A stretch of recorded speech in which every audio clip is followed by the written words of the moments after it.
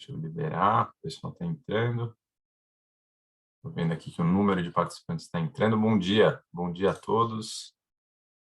Deixa eu mandar um bom dia no chat para aqueles que talvez não estejam nos ouvindo ainda. Olá. Olá, olá. Bom dia a todos.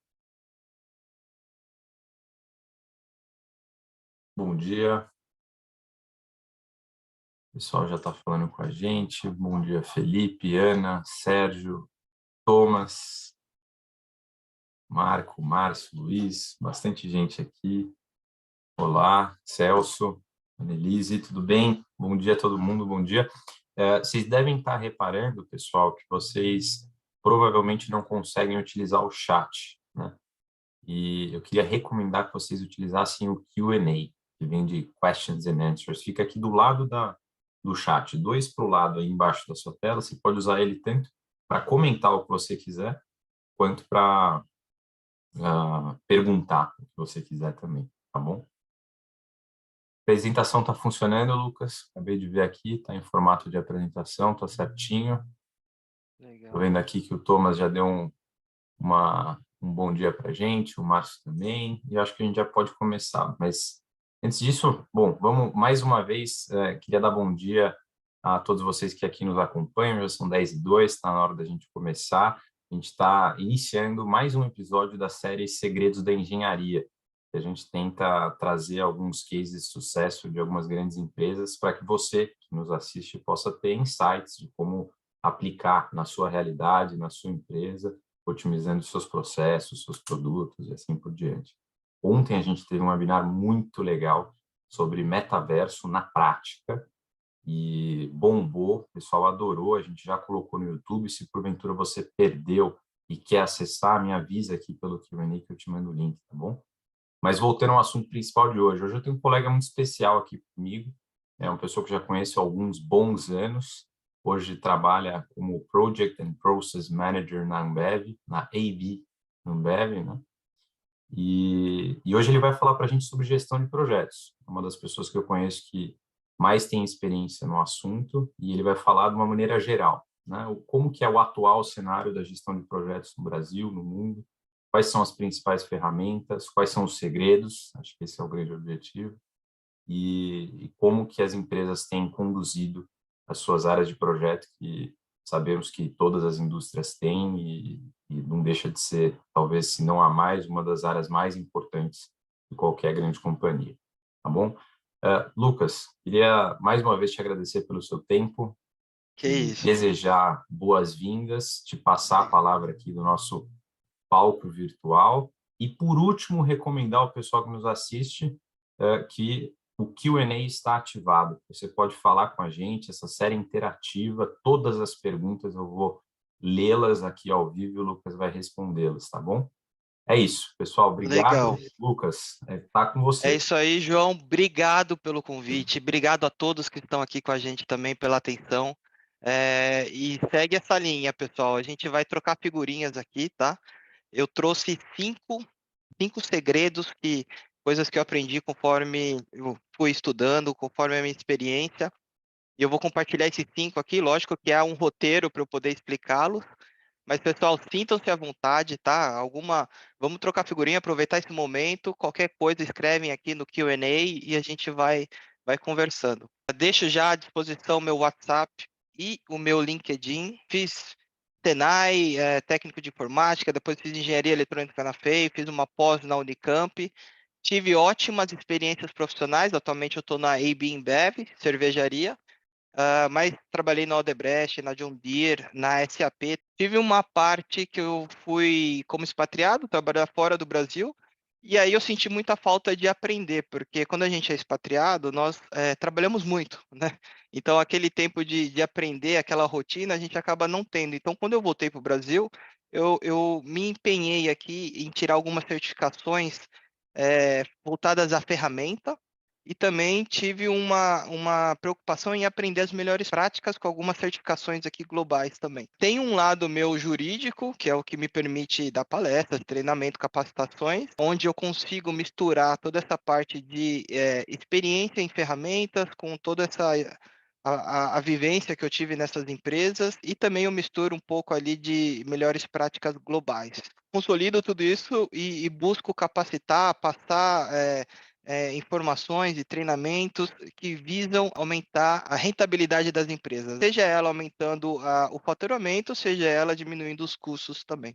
O que eu quero trazer aqui para vocês é que houve um tempo, né, era uma vez uma gestão de projetos de engenharia, principalmente, em que já em 1914 construiu o Canal de Panamá, que serve até hoje, é um dos principais das principais obras que a gente tem aí na logística mundial. Já em 1964, criaram lá no Japão o primeiro trem-bala, um tremendo projeto também de inovação.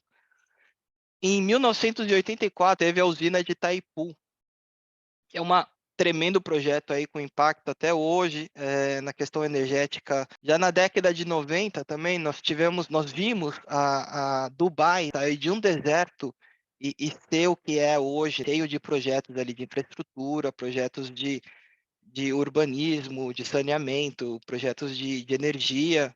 Então, foi uma série de projetos que ocorreram já há muito tempo e considerando todas as dificuldades daquela época, mas mesmo assim, essa gestão de engenharia foi capaz de fazer todas essas obras que hoje ainda são grandes referências.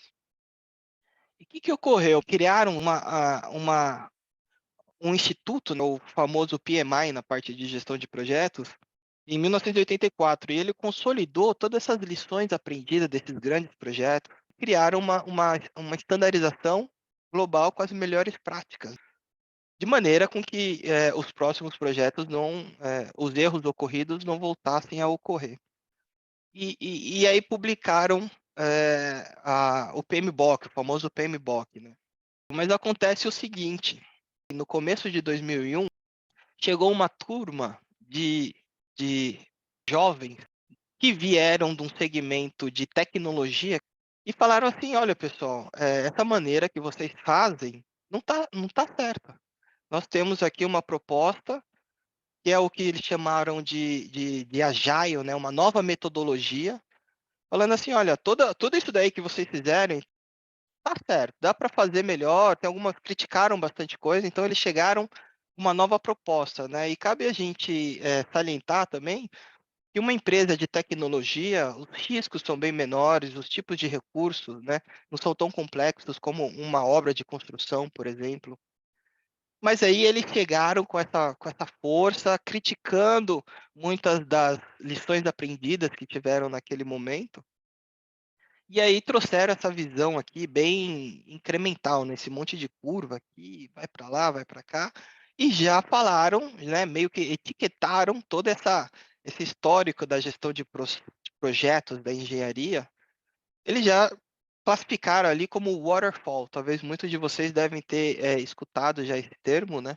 Falaram, não, nós estamos chegando aqui, nós representamos a inovação, o que a gente preza aqui no manifesto é o que a gente considera que é o correto e aquilo tudo que estava sendo feito está equivocado, né? Em resumo, tá, pessoal? E aí, então, vamos falar um pouquinho sobre essa metodologia que chegaram aqui com essa nova geração, vindo dessas empresas de tecnologia. O que ela fala?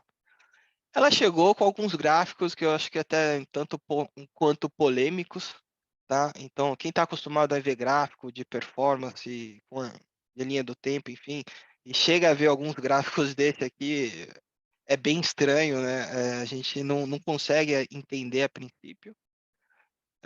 Enfim, tem um looping, depois entra dentro de outro looping, sai de um, vai para o outro. Não reparem tanto porque é bem diferente, né? Eu até trouxe um outro gráfico que é um pouco mais um pouco mais ilustrativo ainda, né, sobre essa maneira de trabalho que eles chegam. Então, por exemplo, vem para cá, depois entra no looping, entra aqui, entra em outro looping, assim, eu praticamente não consigo entender. tá, pessoal? Mas eu quero deixar muito claro também que eu não faço críticas a essa metodologia. Inclusive, eu acho que ela vem com um propósito bem bacana para preencher uma lacuna que na gestão de projeto, o que eles intitularam como waterfall ou tradicional, ainda não estava presente, tá?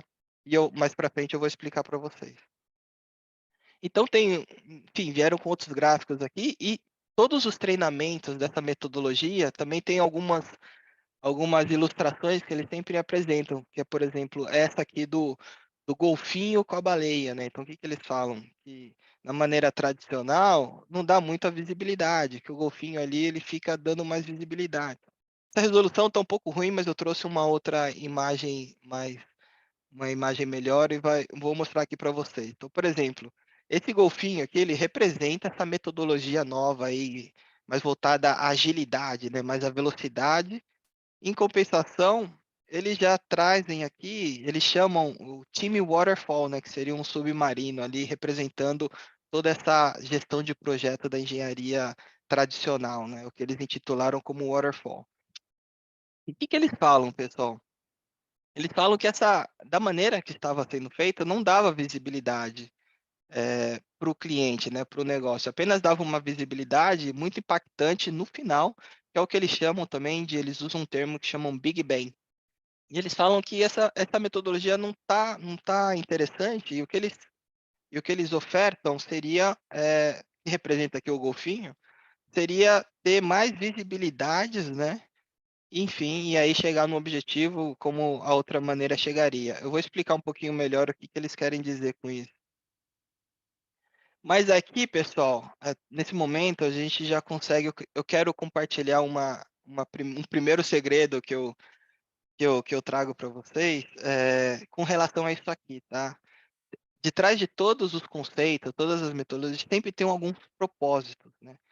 E o que eu aprendi, tanto trabalhando no lado de construção, tanto trabalhando com o lado de tecnologia, é que a principal razão que as empresas de tecnologia trouxeram essa metodologia, estão divulgando essa metodologia, é por questão de financeira, de fluxo de caixa. Por quê?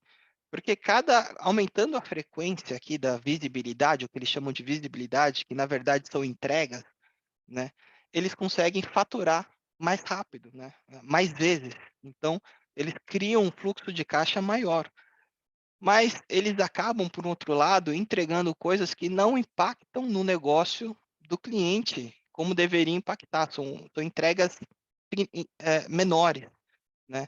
Mas, por outro lado, permite-os a faturarem. Então, isso para eles, para essas empresas de tecnologia, isso é muito interessante, aumentar o fluxo de caixa deles. Então, esse seria o primeiro ponto que eu trago aqui para vocês. Não sei se ainda no mundo de engenharia, essa metodologia de agile, está tão dentro como está dentro do mundo de tecnologia, mas já adianto essa minha experiência para vocês, tá bom? E esse é meu primeiro ponto. Então, vale refletir sobre qual é a principal razão que eles têm de querer entregar, né, com mais frequência e entregas menores, né? Em resumo, seria para aumentar o fluxo de caixa dessas empresas de tecnologia. Ok, dito isso, vamos dar sequência para o segundo ponto que eu quero trazer aqui para vocês. E outra imagem que a gente sempre vê nos treinamentos de Agile, dessa metodologia nova para gestão de projetos, né? É essa figura aqui que eu quero compartilhar com vocês. Então, por exemplo, se o objetivo é a construção de um carro, de um automóvel, né? Eles falam que essa primeira camada aqui não está certa. Para você construir um automóvel, você não começa pela roda, depois vai pelo chassi, depois põe a lataria, enfim, tem o carro, no final, né. Eles falam que não é dessa maneira. Qual que é a maneira que eles apresentam? Até uma maneira bem engraçada. Falam porque para você construir um automóvel no final, você primeiro precisa construir um skate, depois um patinete, uma bicicleta, uma moto e depois você vem um carro, né.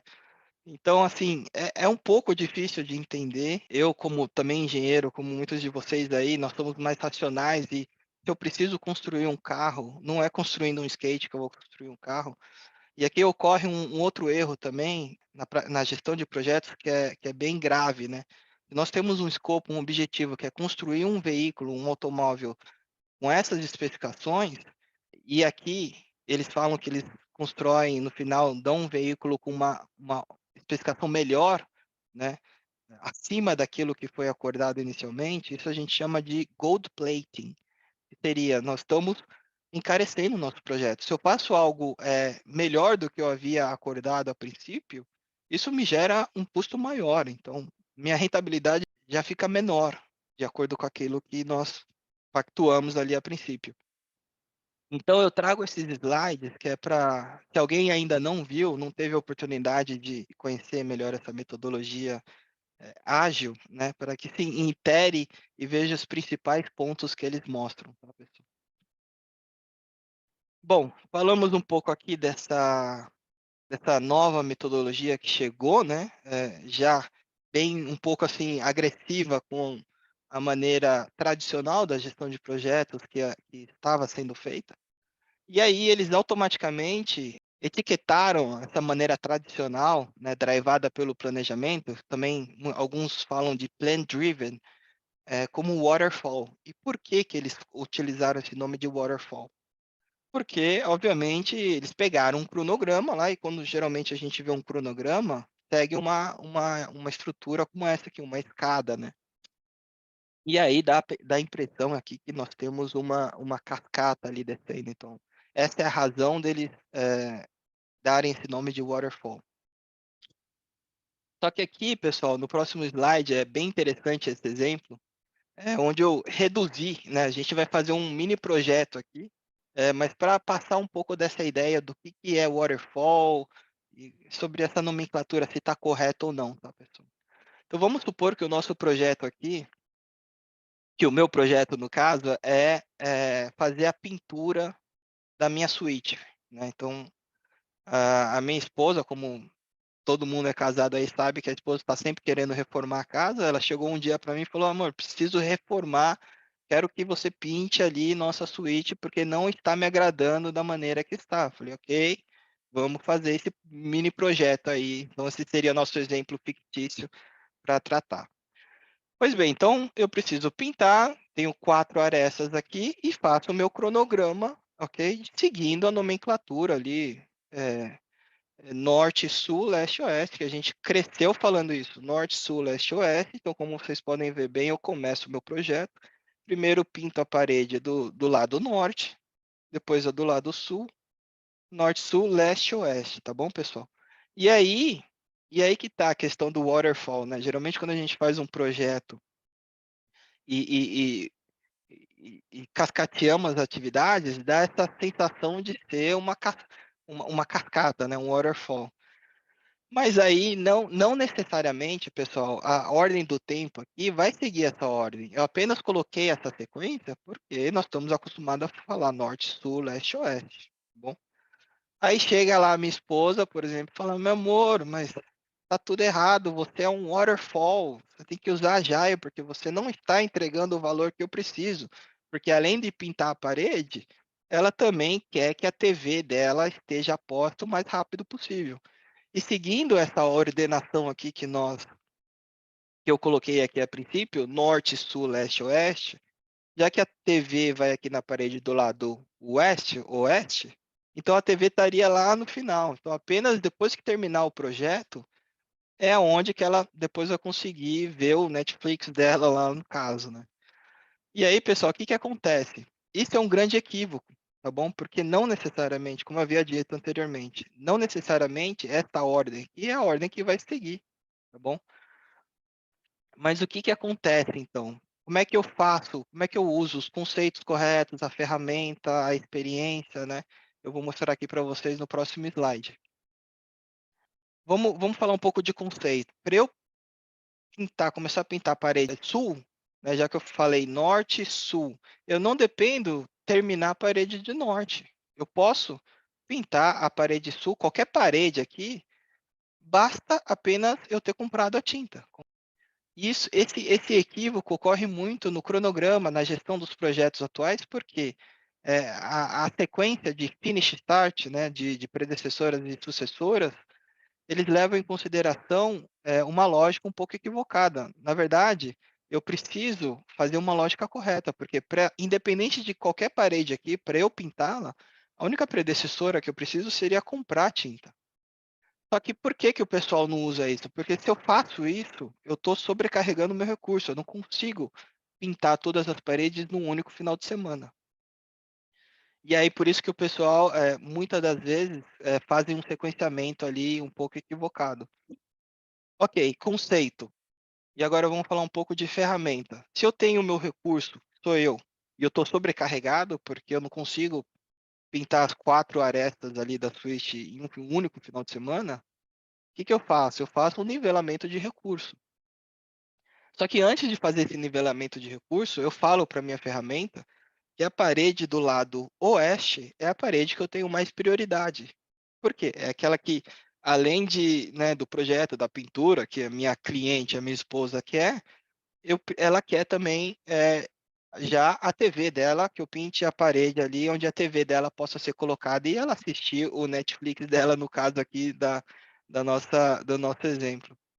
Então, eu subo a prioridade dessa parede do lado oeste e aí faço um nivelamento de recurso. Então, quando eu faço isso, eu trago essa atividade, essa entrega, para mais cedo, porque ela é prioritária.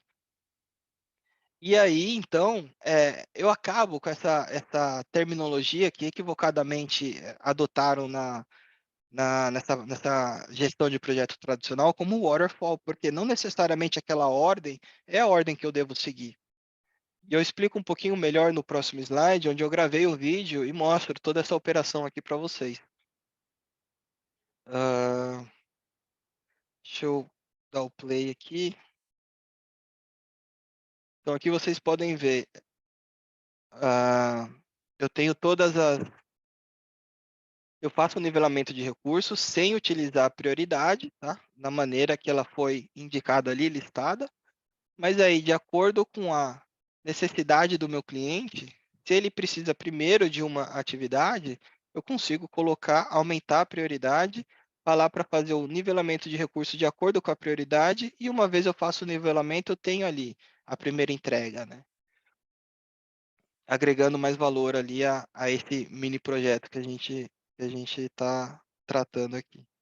Então, é um exemplo bem minimalista, bem, assim, doméstico, casual, mas ele explica de uma maneira bem isolada o que ocorre em grandes projetos, né? Porque são grandes combinações e fazer isso à mão ou de maneira manual fica praticamente impossível. E esse seria o segundo segredo, né? Segundo ponto que eu queria compartilhar aqui para vocês. Esse término waterfall, infelizmente, quem adota e quem fala não conhece a fundo o que seria, como é que seria uma gestão de tarefas em base à prioridade, em base a nivelamento de recurso, né?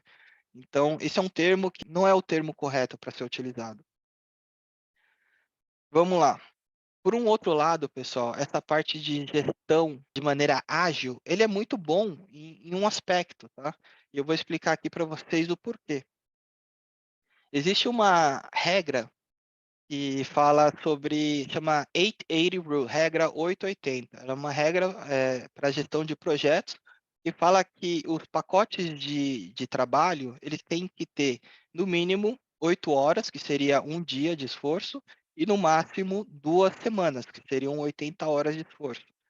Porque esses pacotes, se eles forem menores que 8 horas, eles são ingerenciáveis, a granularidade é muito alta. Então, é o que a gente chama de tasks, né?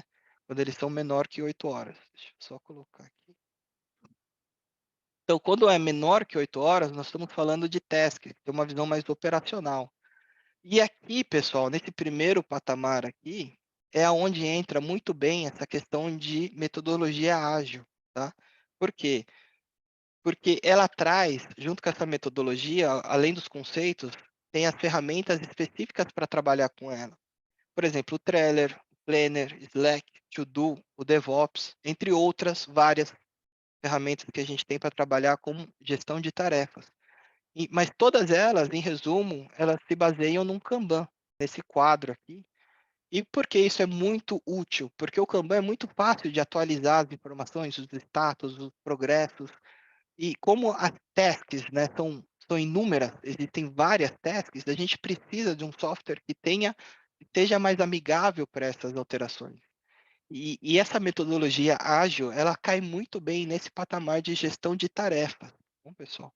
E o profissional aqui, nós temos algumas certificações, por exemplo, o Agile Certified Practitioner, Certified Scrum Master, Professional Scrum Master, tem certificações específicas para essa gestão de tarefas. Ocorre o quê? Existe também um grande equívoco que seria pensar que um gestor de tarefa é um gestor de projetos, tá, pessoal?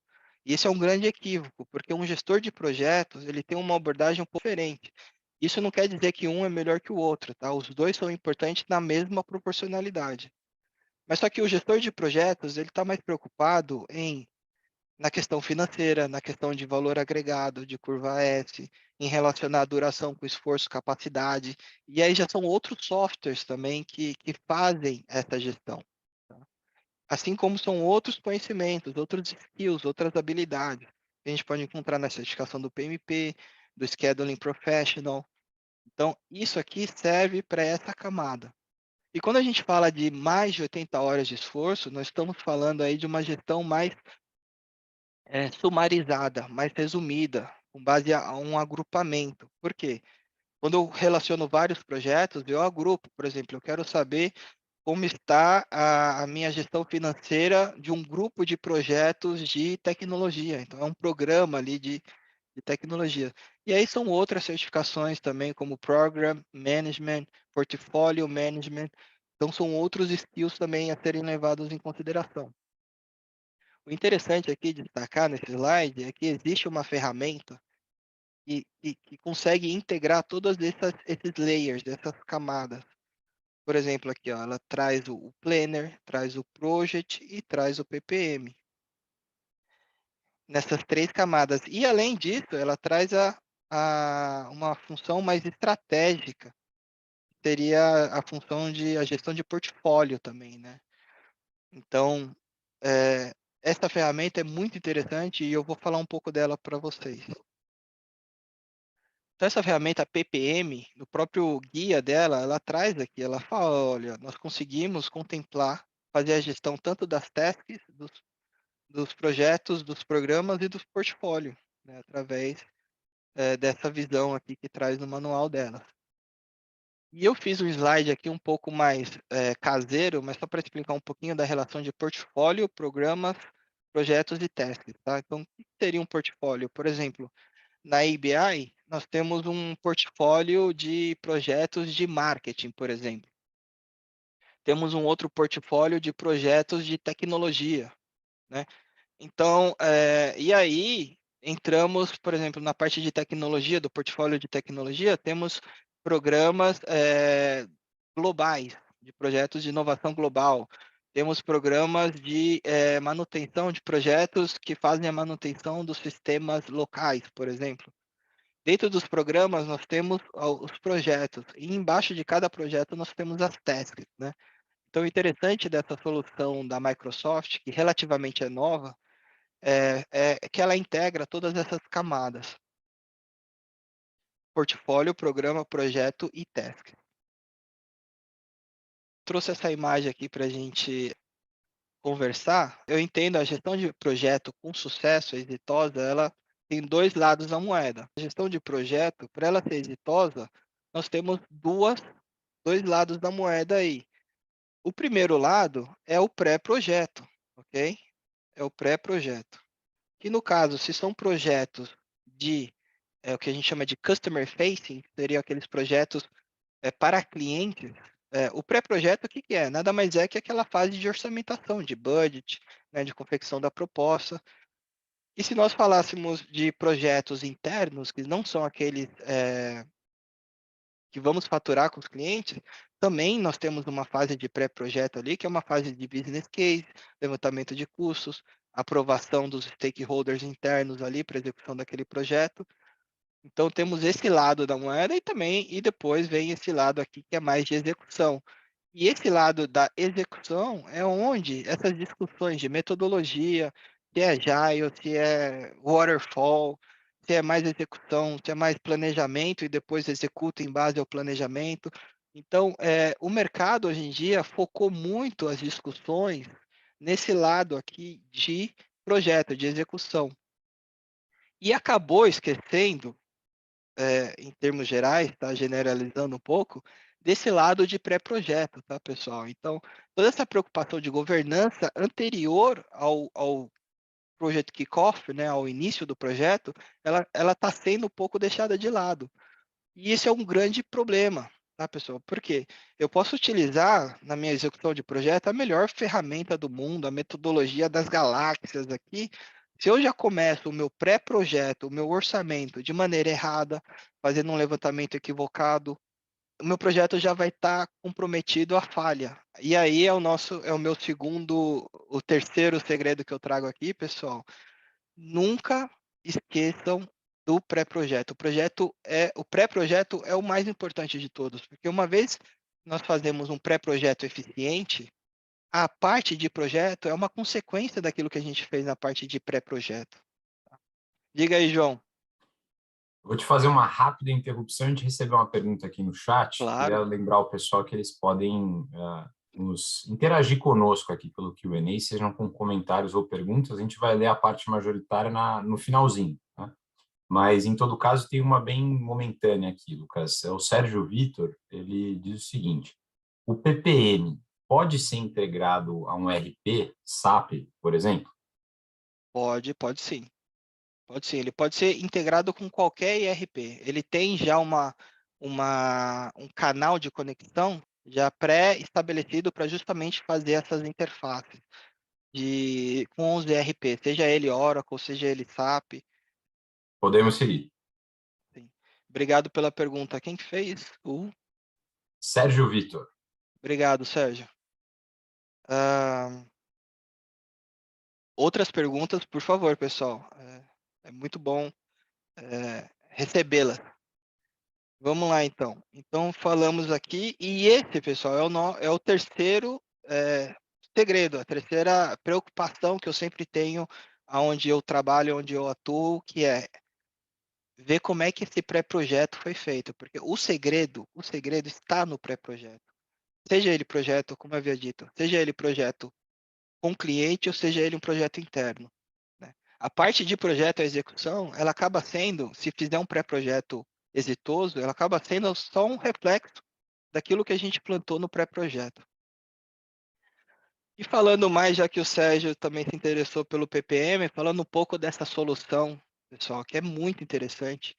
Ela é relativamente nova, tá? Ela foi lançada em 2016, se eu não me engano, 2013, mas só que ninguém a utiliza ainda. Existem poucas pessoas que conhecem sobre essa ferramenta, e ela não é uma questão que apenas saber utilizar a ferramenta basta. Ela precisa também ter os conceitos bem aprofundados e ter algumas experiências também para que possa fazer da maneira correta. Eu me certifiquei nessa solução PPM em 2019 e encorajo quem gostar dessa parte a fazer o mesmo. É um caminho muito interessante, tem muita demanda. As empresas, quando a gente vê uma gestão de projetos, estão focadas apenas num projeto pontual ali, ninguém tem aquela visibilidade mais ampla, né, de programas e portfólio. Mas só que eu alerto uma questão também, de nada vale se aprofundar nessa ferramenta sem antes entender o project, tá? O Microsoft Project, porque esse Project Server nada mais é que um repositório de projetos. Então, você pode dominar a plataforma do repositório de projetos, mas se você está alimentando esse repositório com projetos, cronogramas ali, mal estimado, indicando coisas que não devia indicar, com custos mal calculados, o resultado vai ser negativo. Então, encorajo quem gostar dessa área a estudar sobre o PPM, mas alerto sobre a importância do Microsoft Project antes. E eu vou falar aqui para vocês de algumas coisas, tá? Bem rapidamente, vou falar sobre a parte de resource, de portfólio, de tasks, de BI também, de report, tá bom? Vou mostrar bem rapidamente, pessoal. Não dá para falar tudo, mas eu vou passar aqui. Por exemplo, a parte de portfólio, para projetos internos, né, que eu não tenho aquele respaldo financeiro, eu não vou faturando conforme a entrega, eu tenho uma limitação do budget, obviamente. Eu não consigo fazer tudo aquilo que eu tenho de backlog. Então, eu preciso ter alguma ferramenta que, de acordo com os direcionadores que eu tenho na minha empresa, eu consigo selecionar os projetos que eu vou fazer de acordo com o orçamento que eu tenho ali no meu portfólio. E essa PPM, eles são excelentes nisso. Eu consigo criar os direcionadores, fazer as ponderações, e ele fala aqui justamente para mim o orçamento que eu tenho, quanto que eu consigo de agregar de valor dentro daquela seleção de projetos capaz de ser feito. Também consigo, para projetos onde meus recursos vão ser comprometidos, eu consigo também fazer uma associação com a disponibilidade dos meus recursos. Então, eu consigo selecionar projetos que eu consigo alocar os meus recursos neles, né? E caso eu não consiga, ele também traz aqui quantos recursos eu precisaria contratar, por exemplo, se for FTE ou se FTE é contratação de recurso, ou se eu vou terceirizar também, ele fala qual que é o valor estimado que você precisa gastar para entregar mais projetos, enfim, é uma associação bem interessante. Temos a parte de gestão de recurso também, onde eles, para os meus projetos já em andamento, ele consegue falar para mim quais que são os recursos que estão ociosos ou os que estão mais comprometidos. Eu consigo ter um gráfico, um heat map, né, um gráfico de calor, para saber quais recursos ali, numa linha do tempo, estão mais sobrecarregados.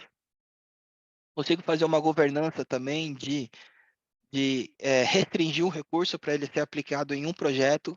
Então, se algum outro projeto chegar e esse recurso já está comprometido, ele não vai conseguir utilizar esse recurso, então acaba passando informações mais fidedignas, um planejamento mais real. E aí a parte de BI também, onde a gente consegue ter, enfim, vários análises de reporte, por exemplo, o status do projeto, detalhes dos recursos, também na parte de custos, no meu programa, por exemplo, no meu grupo de projetos, eu sei que eu vou comprometer, estou comprometido com certo custo, tenho uma reserva, eu já atingi essa reserva ou não, então ele consegue me dar essas análises. Eu faço análise de riscos e issues também, né? O que seria um risco? É aquilo que está com probabilidade de ocorrer algum problema. O que seria um issue? Ocorreu o risco, deu um problema, então já eu trato como um issue, né? E aqui dentro da gestão de riscos, eu tenho tanto as ameaças, que são os riscos negativos, como eu posso fazer a gestão das oportunidades também. E um monte de. Geralmente, quem faz gestão de riscos acaba fazendo apenas uma gestão de riscos das ameaças, né? Aquilo que vai comprometer negativamente o projeto, mas acaba esquecendo também que a gestão das oportunidades é tão benéfica fazê-la quanto a gestão das ameaças. E esse é o quarto segredo que eu vou falar para vocês agora, porque vocês, agora que eu mostrei tudo isso, vocês podem pensar, pô, Lucas, mas quando é que a gente vai ter? Precisa comprar servidor, precisa, é, enfim, é um custo absurdo para ter uma plataforma dessa. E esse segredo aqui, o quarto, não é nada disso, pessoal. A solução está muito mais próxima do que vocês imaginam, está muito mais acessível e o custo é bem menor do que vocês imaginam. É uma subscrição insignificante mensal que cada usuário ali que trabalhar com isso vai ter. E aqui eu mostro para vocês como ter uma plataforma PPM. Muitos de vocês, aliás, já tem, ou talvez não reparou. Então aqui, geralmente quando a gente tem dentro ali do Excel, do Word, né, dentro do Microsoft 365, nós temos a parte de projetos também. E aí, é tão fácil como criar um site de SharePoint, a gente também consegue criar um PPM, só que ele está aqui em Other Options, Project Web App, é o PWA. Se a gente criar aqui um SharePoint nessa opção, a sua plataforma PPM já está na mão, ela já está feita. Óbvio, tem toda essa questão de experiência, de habilidade, de configuração, que é muito mais complexa, e aí sim precisa de um esforço maior, mas a plataforma ali já está na sua mão. Ok, então não esquecendo daquilo que a gente comentou sobre projetos, né? A parte de execução nós temos aqui e a parte do pré-projeto nós temos aqui.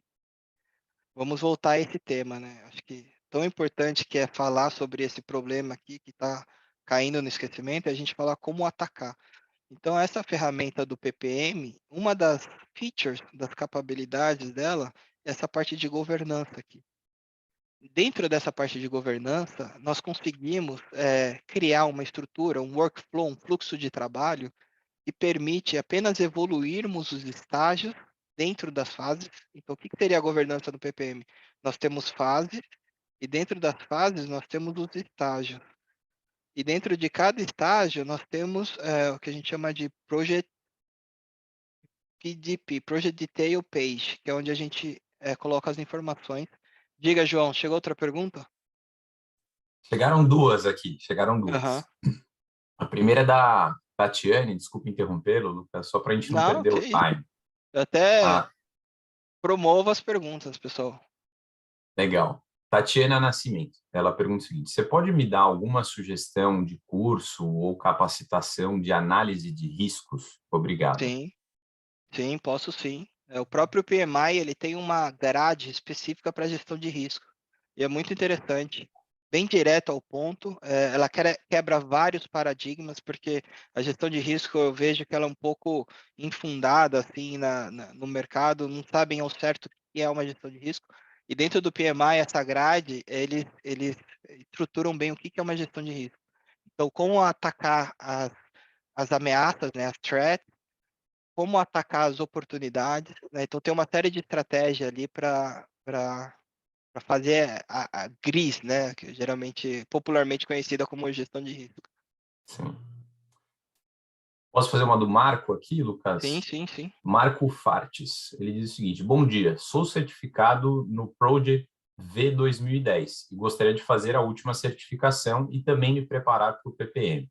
Qual seria o caminho das pedras para eu recuperar essa defasagem, entre aspas? Tá.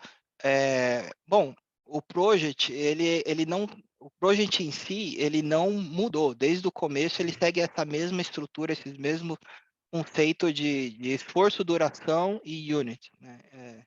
Não vai ser não vai ser muito difícil para ele se adequar aí. Lógico, tiveram algumas atualizações, umas features novas, mas não vai ser muito difícil para ele. O que eu recomendo é no site do MIT tem uma grade lá dentro de uma partição que chama EDX, que eles dão um curso gratuito do Microsoft Project, o mais atual, que foi aonde eu fiz também, e foi a minha base para a certificação do MCP. Então, acho que nessa grade do EDX do MIT, você vai conseguir encontrar um curso lá que vai te atualizar sobre esse delta, que não é bem pequeno, tá? Não se preocupe. E aí, uma vez você se atualizou, tá apto ali a entrar dentro dessa parte do PPM. Ah, Fernando Lescovar Neto. aham. Espetacular apresentação, muita competência do Lucas. Aproveito. Quão relevante é a necessidade do conhecimento técnico específico do gestor de projetos, mesmo que em nível inicial? No exemplo da pintura do quarto, o quanto o gestor precisa entender do processo de pintura de paredes, por exemplo? Uhum. Obrigado, Fernando, obrigado pelas palavras. É, muito boa pergunta. O gestor de projetos, respondendo diretamente a sua pergunta, ele não precisa entender nada da pintura da parede. Tá? Quanto mais nós aprendemos sobre gestão de projeto, mais nós vinculamos sobre a parte técnica. E esse é um erro que ocorre muito atualmente, tá? Vou dar um exemplo. Dentro do mundo de tecnologia, geralmente as pessoas ingressam como consultor, analista, trabalhando como consultores funcionais. E aí, à medida que eles vão crescendo dentro da hierarquia, analista, especialista, enfim, SME, Subject Matter Expert, e aí há um erro que pensam que o próximo step disso seria a gestão de projetos. E não tem nada a ver. Um caminho é o caminho funcional, outro caminho é o caminho de gestão de projetos. Então, respondendo a sua pergunta, zero, tá, Fernando?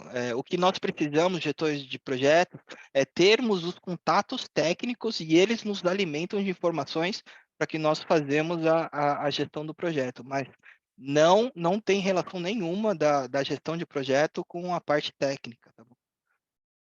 Boa, boa. Obrigado, Lucas. Vamos seguir? A gente tem 10 minutinhos. Ok, vamos seguir aqui. Obrigado, pessoal, pelas perguntas.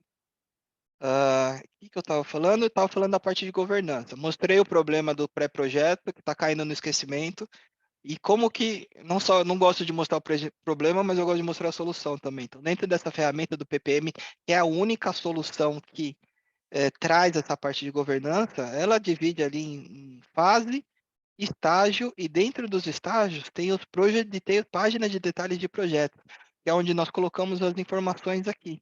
E eu somente consigo evoluir para um próximo estágio dentro de uma fase se eu satisfaço aquelas condições pré-definidas anteriormente. Eu vou dar até um exemplo para vocês. Então, esse seria o quinto e último segredo aí que eu vou compartilhar. E aqui eu mostro um exemplo interessante de uma fase de vendas. Então, reparem que é uma fase pré-projeto, de um projeto customer facing, né, de um projeto que eu vou entregar para um cliente, onde eu tenho um estágio inicial. Nesse estágio inicial, vou colocar informações do cliente, é, quem é o cliente, qual que foi a data de solicitação.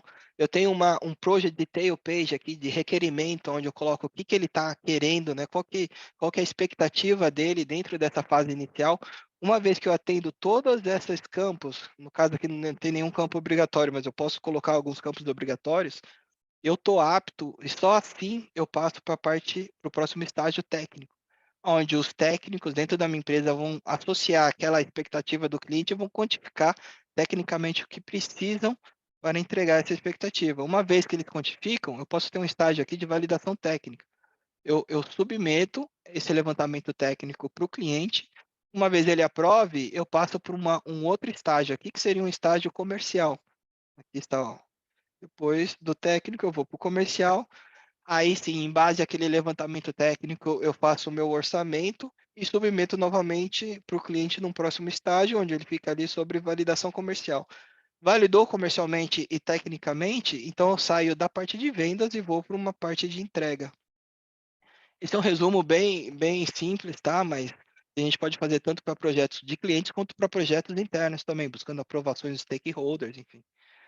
Trago, por fim, aqui um exemplo de um Project Detail Page. Então, aqui vocês podem ver alguns campos, onde nesse caso aqui esse caso é um exemplo do próprio guia lá do PMP, é um exemplo genérico. Por exemplo, são projetos internos, dá para ver, porque aqui está pedindo uma justificação, está querendo saber quais são os benefícios, qual que vai ser o custo, se tem um assessment de risco aqui também, antes de fazer esse projeto, né? Então, aqui dá para ver que é um exemplo de projeto interno, né? E aí, quando tem esse asterisco aqui, é que eu preciso preencher essas informações, senão eu não consigo, em hipótese alguma, prosseguir para o próximo estágio. E aí, no momento que eu crio, então, todas as informações que eu preciso com aquelas informações que são mandatórias, não tem como você fazer um projeto sem ter aquele levantamento prévio antes. Então, o sucesso do projeto vai muito aqui dentro da governança. E, pessoal, é muito conteúdo. Desculpa ter falado muito rápido. Tem muitas outras coisas que eu queria falar aqui, mas tive que cortar. Deixa os meus contatos aqui, o meu WhatsApp, o meu LinkedIn, tá bom? E sinta-se à vontade para fazerem mais perguntas e estou à disposição. Legal, Lucas. Parabéns pela apresentação. Inclusive, já te adianto que o pessoal aqui no chat está te parabenizando também. Então, muito legal poder ouvir um pouco sobre esse atual cenário da gestão de projetos, todas as certificações, e não só, também a parte de, vamos dizer, soft skills, né? Não só hard skills. Achei bem legal essa comparação do estratégico versus operacional, ou tático, como você usou, né? Waterfall e Agile. Puxa, bastante coisa. Daria para a gente ficar horas aqui falando, né? Exato. E vamos lá, tem algumas perguntas nesses 3 minutinhos aqui nos restam. Duas delas eu consigo responder. Uma, você pode compartilhar a apresentação. O Lucas vai mandar para mim. Se você Com está assistindo certeza. agora, necessariamente você vai receber, então não se preocupe com isso. Gravação será disponibilizada também. também. Daqui umas poucas horas será upado no YouTube. Será um vídeo fechado, mas que quem está aqui vai ter o link e poderá assistir caso tenha perdido alguma parte ou queira compartilhar com um colega. Deixa eu fazer uma pergunta do Rogério aqui, Lucas. Ele diz o seguinte, interessante. Impressão minha ou a Microsoft domina o mercado de certificações? O mercado de certificações, Acho que ele quis ou dizer talvez ele quis dizer o mercado das de gestão ferramentas. de projetos, né? De ferramentas para gestão de projetos. De ferramentas. Não é impressão sua, não, tá? Ah, nós tínhamos, deixa eu voltar aqui. Quem foi que perguntou? Desculpa. Rogério. Ô, Rogério, obrigado pela pergunta. Deixa eu voltar só aqui nessa parte, onde eu falo das. Aqui, ó. O que acontece, Rogério? Nós antes tínhamos, a Microsoft apenas tinha a gestão de projeto com o Microsoft Project, tá? E aí a Oracle estava até mais à frente, porque a Oracle, além da gestão de projetos, ela tinha uma outra ferramenta para gestão de programas, que era o Primavera P6 para gestão de projetos e Enterprise Manager, onde ela fazia uma gestão de programas, tá?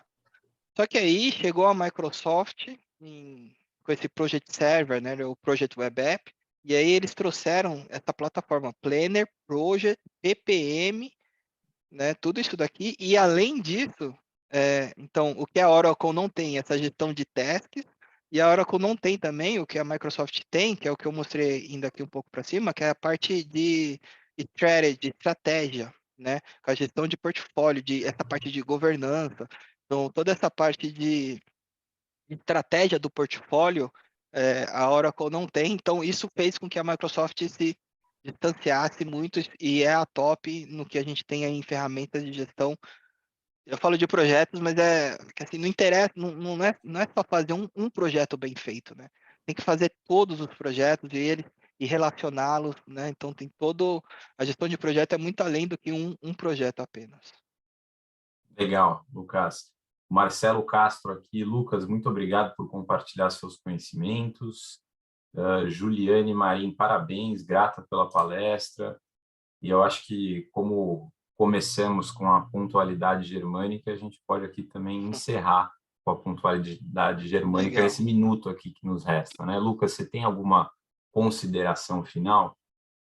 Não, pessoal, acho que eu consegui passar um pouquinho da ideia. Infelizmente, 1 hora é muito pouco. Isso aqui é assunto para semanas, mas talvez vocês acho que conseguiram absorver um pouco do que a gente tem de ferramenta, o que a gente tem de metodologia, quais são as preocupações das metodologias, tá?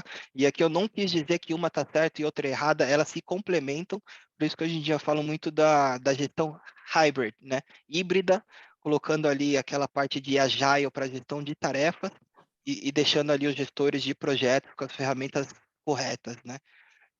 Pessoal, gestor de tarefas não é gestor de projetos, e um não é menor do que o outro, tá? Os dois são importantes na mesma magnitude. Então, isso é bom deixar também bem frisado. Acho que tem uma pergunta do Marcelo ali para finalizar. Com base nessa abordagem voltada à gestão de portfólio, houve mudança nas competências necessárias dos gestores? É, é uma competência muito mais estratégica, tá? Na parte de portfólio, porque é uma visão mais longo time. Você faz uma gestão de portfólio, você está falando ali de 1 ano, às vezes tem portfólio de 2 anos. A gente já vê empresas com gestão de portfólio de 10 anos, né? Fazendo uma gestão ali bem longo prazo, né?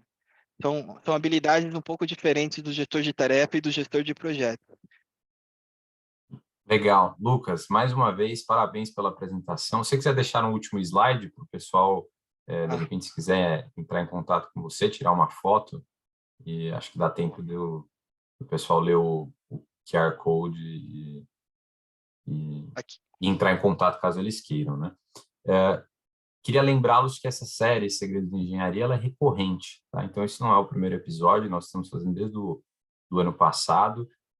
A gente trouxe um tema um pouco mais macro de gestão de projetos dessa vez. Normalmente a gente aborda cases de sucesso industriais de grandes empresas. Então, se você quiser dar uma checada nos últimos episódios, já tivemos também a Bosch por aqui, a BASF fez o último, apresentou uma aplicação de gêmeos digitais da Siemens na planta de Guaratinguetá deles.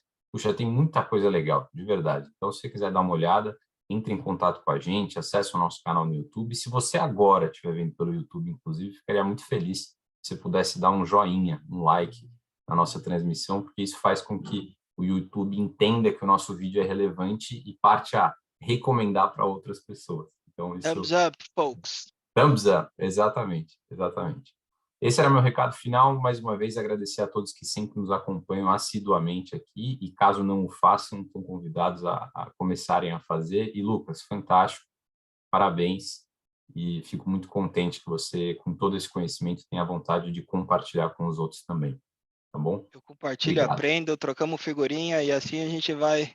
Cada vez que a gente aprende mais, a gente sabe que a gente sabe menos.